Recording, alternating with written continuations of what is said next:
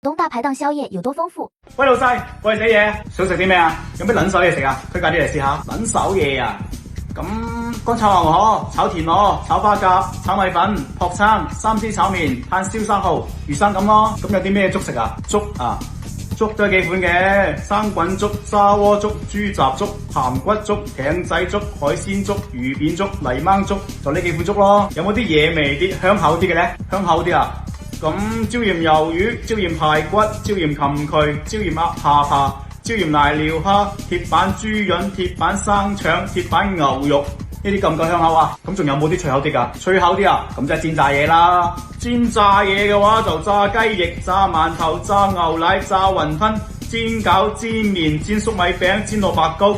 呢啲都幾好食噶。咁菜咧有咩菜啊？蒜蓉菜心、蒜蓉娃娃菜、蒜蓉勝瓜、炭燒蒜蓉矮瓜、腐乳炒昂菜、炒番薯葉、炒生菜。湯嘅話，韭菜豬肉湯、枸杞豬雜湯、上湯西洋菜，都幾多嘢食噶喎。咁老細你發辦啦，好食得噶啦。咁整個炒米粉啦。喂老細你唔係啊嘛？講咁多你整嘅炒米粉，都4點咯，大廚都收工啦。你呢個炒米粉都係我入去炒俾你食噶咋。廣東人的日常居家菜譜。媽，今晚食咩啊？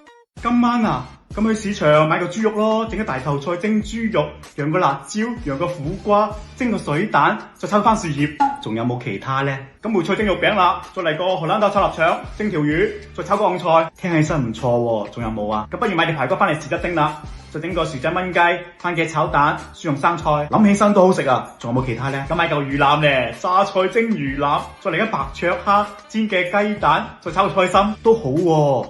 咁仲冇其他啊？咪隻雞咯，冬菇蒸雞，電飯煲雞都得，再炒個豆角瘦肉，再炒個芥蘭，再滾個湯。雞我覺得白切同炆好食啲。仲冇其他呢？咁簡簡單單炒個田螺啦，涼瓜炒牛肉，豆豉鯪魚炒油麥菜。你中意臘腸嘅話，臘腸炆飯都得，順便幫你蒸嘅雞蛋。仲有冇其他花臣呢？因為嚟嚟去去都呢幾味，我食都食到厭啦。查實我想食龍肉啊你，邊咁多花臣啊皇帝，成日指要我買餸，去到市場都唔知買咩啊！